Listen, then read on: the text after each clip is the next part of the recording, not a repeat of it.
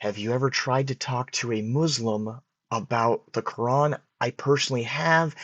It's a hard conversation to have.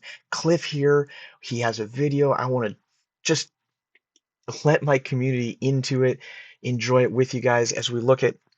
He's going to be talking to this Muslim guy about the Quran. So let's check this out. Why do you trust the Quran to tell you the truth about God? Because the Quran is factual in many places. If it's ambiguous a few places, and I believe that. Because I see the authenticity of the Quran. You can't show me two different versions and say these are both from God. I only see one version. When I see 10 different versions, I question it. Coming from God? How do we have 10 versions? Did God write this, or did the believers of God write it? Did they change it? I love this argument, and I'm sure I haven't watched this yet, but I'm sure Cliff is going to get to the same idea that I have.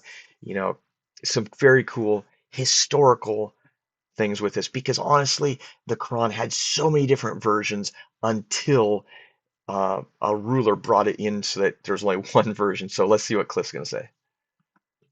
But when I only see one version, and I can show you the change of authenticity, then I believe in it. Come on, you're smart enough to have heard about Zayd bin Thabit. You know very, very well why there's one version of the Quran, I hope, okay?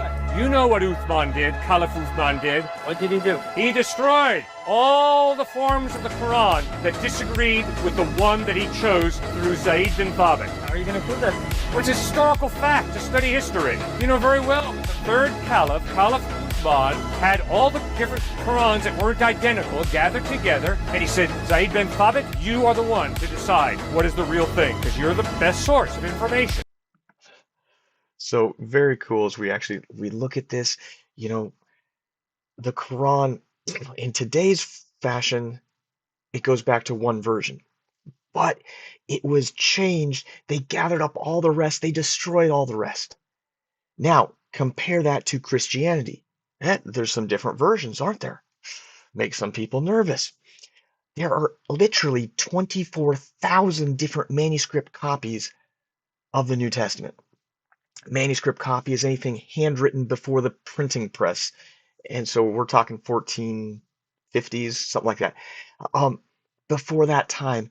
And some of these date back to super early and even 200 AD. And they're in a number of different languages, and they all point to the same thing, the truth that Jesus Christ is really the Son of God and that he died on that cross. And they all, even when you look at the different languages that they've been translated into, they say the same thing, which points back to the truth that we have the actual Word of God that was originally written. Have confidence in that. Have confidence in the Bible that it truly is the Word of God. And I want to encourage you, study yourself. Actually look at the experts. What do the experts say? So that you know that you have the actual true authentic Word of God, and then study into it. See what it tells you. As there is prophecy that tells you to the day of when Jesus would come in and ride into Jerusalem on a donkey. Prophecy that tells you to the day of when Israel would be restored as a nation again. Trust the Word of God. Trust the Bible. I sure love you guys. Have a great day.